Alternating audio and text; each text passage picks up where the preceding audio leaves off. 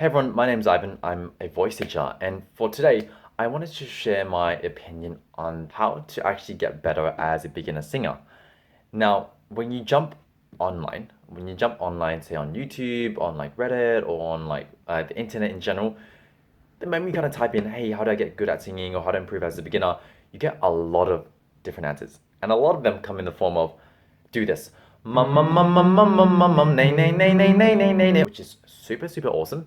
They're really amazing advice, but personally, I think every singer is different, and because every singer is different, just throwing exercises might help. It also might not. So instead of kind of just throwing exercises at you all today, I kind of want to take a different spin and give you guys more of a framework on how to actually get good as a beginner singer. So this is kind of aimed at someone who is kind of doesn't really know what the next step is. This is what I want you to focus on. So for today, I kind of want to break it up into four kind of simple steps. So here are the kind of four steps. So number one, you really need to believe that you can actually grow. So as a voice teacher, even as a singer myself, a lot of people start from this kind of perspective of, well, I can't sing, I can't learn how to sing, singing is hard, singing is like something that's impossible. And if you kind of loop on these things, they actually start to go into your subconscious. And that's really what we don't want. So, step one is really kind of working on the mindset first. Find somewhere that you always look at. So maybe it could be your computer home screen, or your phone, and just write it down. Hey, I can get good at singing. I'm just not there yet. Something along the lines of that. Anything could be cool. You just need to believe that you can improve. So once you kind of get that out of the way, step two is really about building awareness, seeing what you're actually good at and what you're not so good at in terms of singing. And this is why I think just giving beginner exercises is great, but it's often not the answer, because there are some of you out there who are doing range exercises, exercises that kind of build up your range, when you guys have a crazy mix already. I've actually met people like that. They've got crazy mixes, they just haven't learned to use it. So there's no point really throwing these kind of exercises. So what you need is awareness. So it might be just getting feedback from your friends, getting feedback from your teachers, figuring out what you're actually good at. Are you off pitch? Do you have a weak voice? Do you need a bit more range? What is it that you need to work on? That should be the first step, instead of hitting and finding all these random exercises and building this crazy complex routine, which might not actually help. If you need some help with this is where a teacher can help. So find someone online. I do lessons myself. Just book in a quick session with them and get them to diagnose your voice. See where that next step is. That's going to be really key. So once you actually get that done, so step one, believing that you can actually get good at singing. Step two, getting some self-awareness on what you actually need to work on. So step three is more about organizing everything. You need to make sure that you're setting aside time. And frankly, there's kind of two approaches. There are some singers I know that kind of cram all their practices in that one day or maybe that 2 days, and that's it for the week. Personally, I'm more of a believer in kind of daily consistent practices because, and there's a strong reason behind this, whenever you practice and then you go to sleep, all those become new knowledge. So you kind of use sleep as a tool to actually improve your singing. A lot of the learning is done when you're asleep because that's where all that connections come in. Practicing daily helps with that. So one tip from me, just on your calendar, on whatnot, just make sure you set aside at least 15 minutes, just 15 minutes every day to do your practice, just to do your practices. It's cool if you do the 1 hour, that's great. If you can only do 15, I'd much prefer you do that daily and then 2 hours at the end of the week.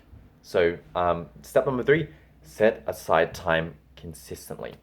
So the final step is really looking at how you're actually practicing, because just because you practice doesn't actually mean you get better, because all practice does, it reinforces your habits. So frankly, if you're practicing wrong, and you're squeezing and you're doing it wrong, the more you do that, the more that actually becomes your new normal. So it becomes even of a harder habit to get rid of that strain.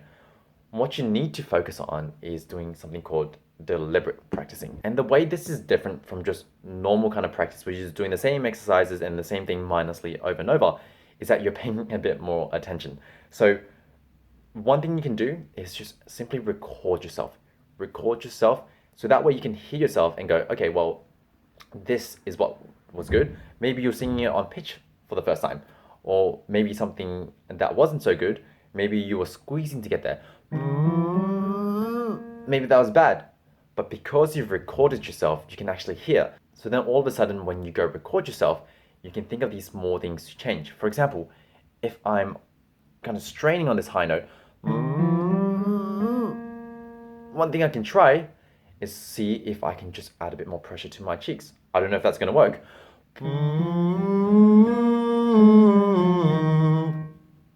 And that works. So just by me changing things, changing and testing things, I was able to find an easier sound. All you got to do is drill that in. That's where the kind of mindless exercise happens. But if you're not at this stage, if you haven't really found that sound, don't drill it in. Don't drill it in mindlessly, because that's just going to build in the wrong habit. I'd much rather you just experiment, change things around until you find something that feels easy and feels good, and that becomes the new thing you want to drill in. So that's how deliberate practice is different from normal practicing. Mindless practice just tends to be doing the same thing over and over and over and over again, and that reinforces the habit, good or bad, it reinforces the habit. But when you do it deliberately, you're recording yourself, you're analyzing, you're seeing what you should do differently, and then once you find something that's good, you stick with that, and the process just continues. So that kind of wraps up. I hope this makes it clear. I'm not here to give any tips. I'm not here to give any advices or exercises. I'm here to give you a framework so that things kind of clear up. It isn't as confusing.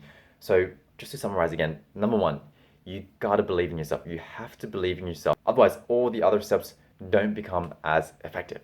Now, step number two, you have to build awareness. Don't just do exercises for the sake of exercises. You need to understand where you are. What are your weaknesses? What are your strengths? What do you need to do next? And this is where a teacher really, really helps. And number three, set some time, set consistent time. Rather you go for practice every day than 3 or 4 hours at the end of your week. And last but not least, you got to go for deliberate practice. Be very mindful, keep experimenting, changing things, find things that are good, record yourself. And once you get there, that's when you want to drill those habits in. And that's where the repetition really counts. So I hope this helps you out there. So if you have any questions, just post it in the comments below. I'll get to you. Or you can find me on Instagram at singwithivan. So I hope this helps. I'll see you guys next time.